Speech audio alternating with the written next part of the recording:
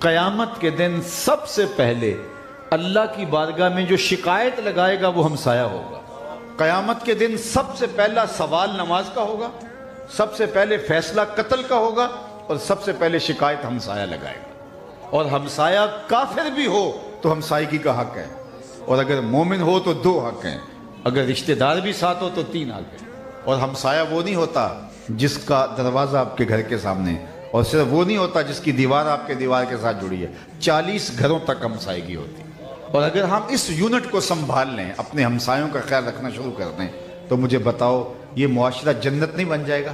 اگر ہم یہ طے کر لیں کہ ہمسایہ ہماری طرف سے اذیت میں نہیں ہوگا، تو صرف اس یونٹ کو سنبھال لیں، ہمسائے کو دکھ نہ دیں۔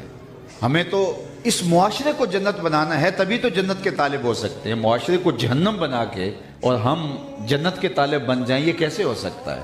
اور ہمیں تو مولانا نے اور ہی مفہوم جنت کا عطا کر دیا ہے، اور ہی کچھ بتا دیا ہے سوائے حوروں کے۔ وہ جنت کا ذکر ہی نہیں کرتے۔ میں حوروں کا منکر نہیں ہوں، اس کو عنوان کو قرآن نے بیان کیا ہے، لیکن یہ ایک عنوان ہے جنت میں، ازواج مطہرہ کا، حوروں کا، یہ ایک عنوان ہے۔ جنت کا کیسا خوبصورت عنوان قرآن نے بیان کیا ہے۔ جنت ایسا مقام ہے جہاں سننے کے لیے آپ کو ایسی چیز نہیں ملے گی جو آپ کے کانوں پر بھی بوجھ ہو۔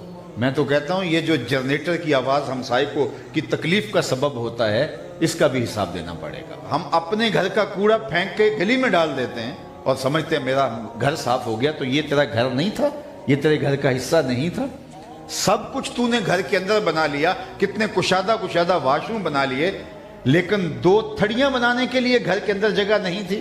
ایک چھوٹی سی گلی کو مزید تنگ کر دیا، اللہ کی مخلوق کے لیے اذیت کھڑی کر دی، اور تو سمجھا کہ یہ نے بہت کمال کر لیا ہے۔ تو فرمایا اگر کوئی چاہے کہ اللہ اس کے رسول سے محبت کرے اور اللہ اس کا رسول اس سے پیار کرے، اس کو یہ 3 کام کرنے چاہیے۔ ایک تو جب بھی بولے سچ بولے، ایک ہمسائے کے حقوق کا خیال رکھے، اور ایک فرمایا کبھی بھی امانت میں خیانت نہ کرے۔